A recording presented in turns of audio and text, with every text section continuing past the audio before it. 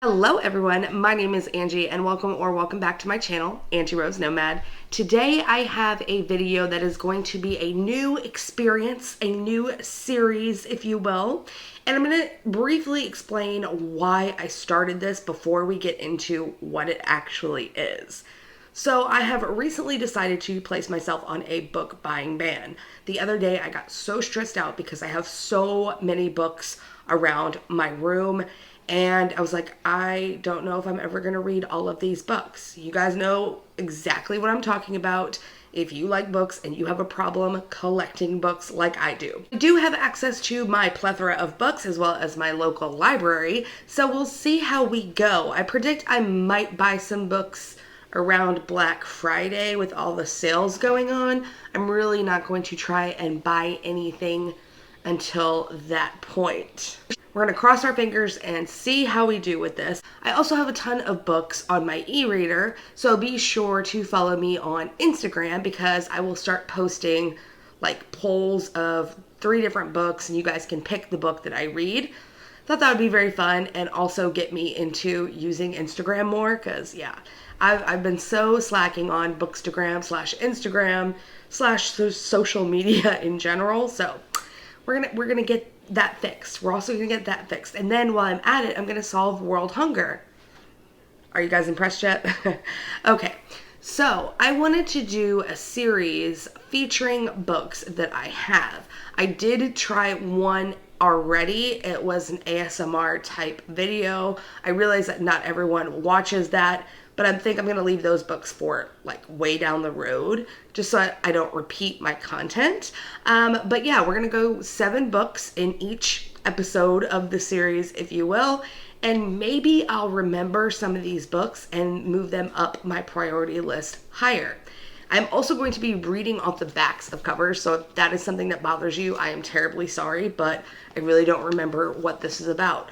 Like, I know that this book, The Passage by Justin Cronin, was a television show with Zach from Saved by the Bell. He's got 2 names and then his last name. Oh, jeez. We're going to be here all night if I try and remember. Something. Paul, Mark. Oh, God, and I love Saved by the Bell as a kid. Anyway, we're going to get going. Okay, so the first book, like I said, is The Passage. It was made into a series on Fox, I believe. I have not watched it. I wanted to read the book first, but I don't think that's going to happen. So, the back of the book says, it's an epic, gripping tale of catastrophe and survival. The Passage is the story of Amy, abandoned by her mother at the age of 6, pursued and then imprisoned by the shadowy figures behind a government experiment of apocalyptic proportions. But Special Agent Brad Wolgast, the lawman sent to track her down, is disarmed by the curiously quiet girl and risks everything to save her. As the experiment goes nightmarishly wrong, Wolgast secures her escape, but he can't stop society's collapse. And as Amy walks alone across miles and decades into a future dark with violence and despair, she is filled with the mysterious and terrifying knowledge that only she has the power to save the ruined world. So that is The Passage. I'm trying to kind of do the Marie Kondo method a little bit and see if it's going to bring me joy.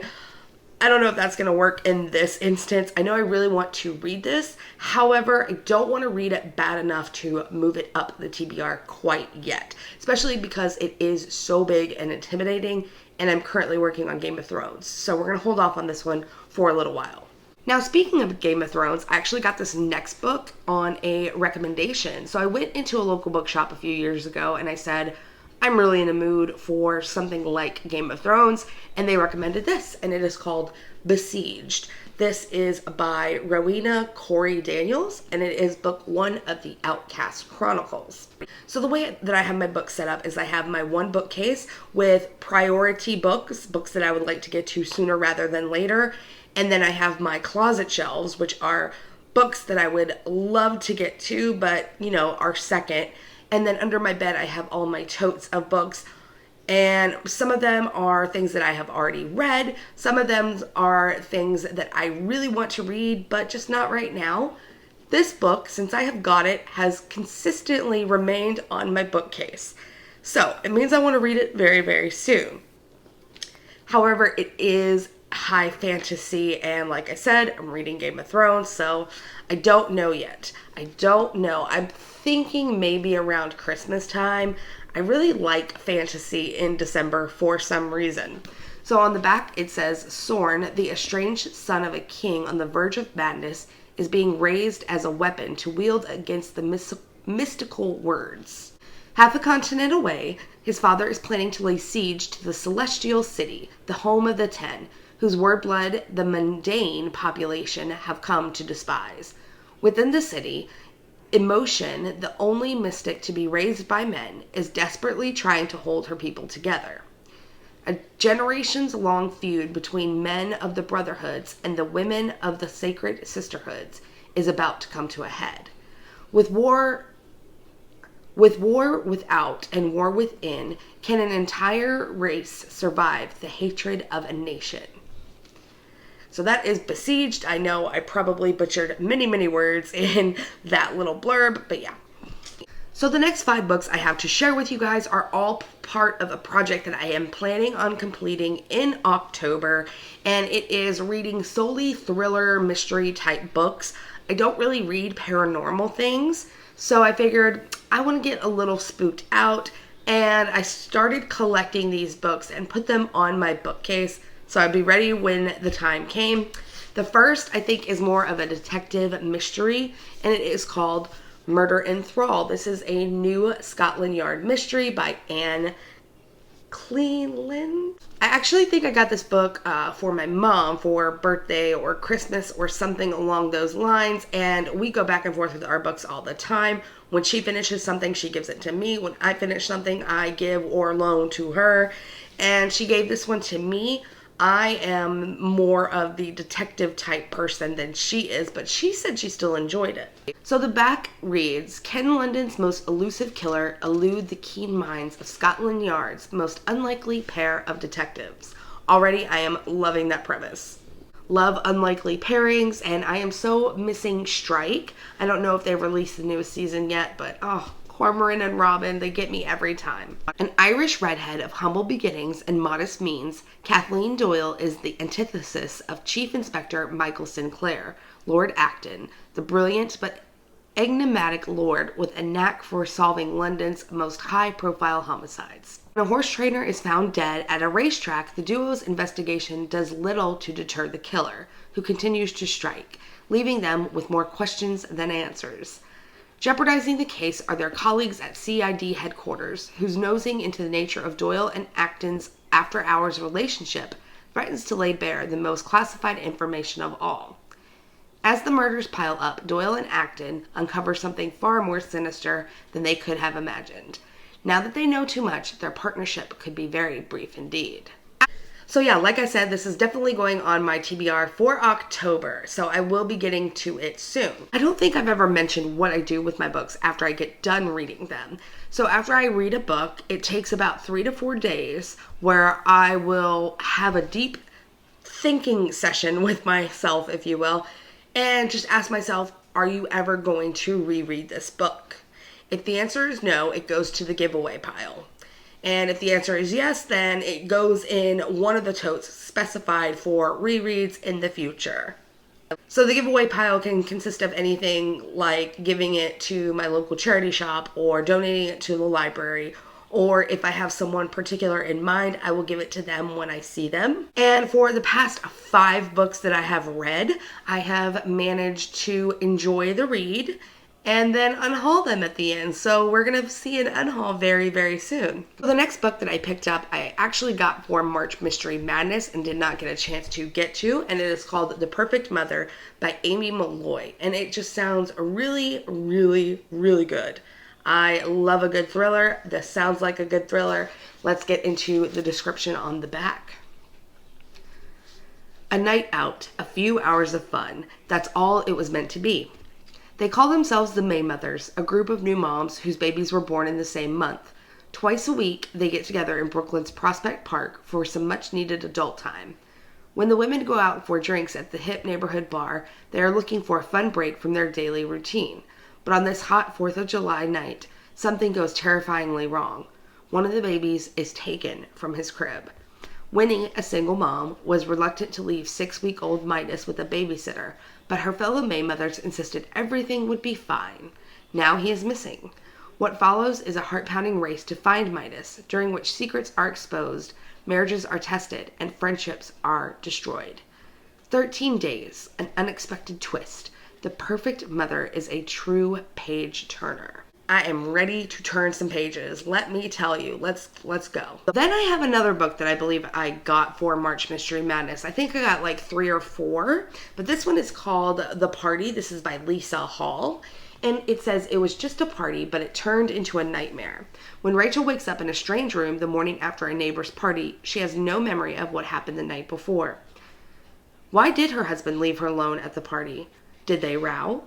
Why are Rachel's arms so bruised? And why are her neighbors and friends so vague about what happened?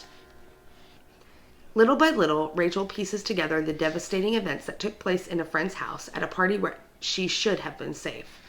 Everyone remembers what happened that night differently, and everyone has something to hide.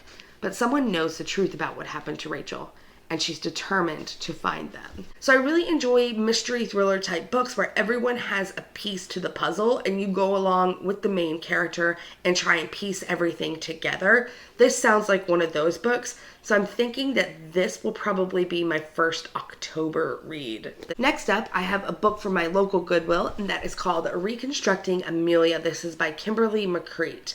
And on the back it says, litigation lawyer and harried single mother Kate Barron is shocked when her daughter's exclusive Brooklyn private school calls to tell her that Amelia, her intelligent, high-achieving 15-year-old, has been caught cheating. But when Kate arrives at Grace Hall, she's blindsided by far more devastating news. Amelia is dead. Despondent, she jumped from the school's roof. At least, that's what Grace Hall and the police tell Kate. It's what she believes too, until she gets the anonymous text. Amelia didn't jump. Now Kate is going to find the truth no matter where it leads. Sifting through Amelia's emails, text messages, and Facebook posts, Kate reconstructs the pieces of her daughter's life and the people in it, uncovering why she was on Grace Hall's roof that day and how she died. Yes, please. I have another one that sounds a little similar. I think it's called The Night Olivia Fell. Like same premise kind of thing. Woman falls off of the roof. Was she pushed? Did she jump? And I think I want to get to this one first because I've heard more people hype up The Night that Olivia Fell and not as many people talk about this one. So I don't want to do this one an injustice by reading the other first. Okay, so the last book that I'm going to feature in this video, I actually won it from Snyder B. Books. She's amazing. I'm going to leave her channel linked down in the description below. So what she does when she unhauls books is she lets you pick a book that you want from the unhaul. And it's a first come, first serve situation. And I actually chose a book a little while back before my break from booktube. And she was so kind to send it to me. I really, really appreciate it. And it sounds so good, you guys. It's called The Big Rewind. This is by Libby Cudmore. And it just sounds like the perfect blend of like present and 80s and thriller. So let's get into the description. Listening to someone else's mixtapes is a huge breach of trust, but Kit Kat was dead, and curiosity got the better of me.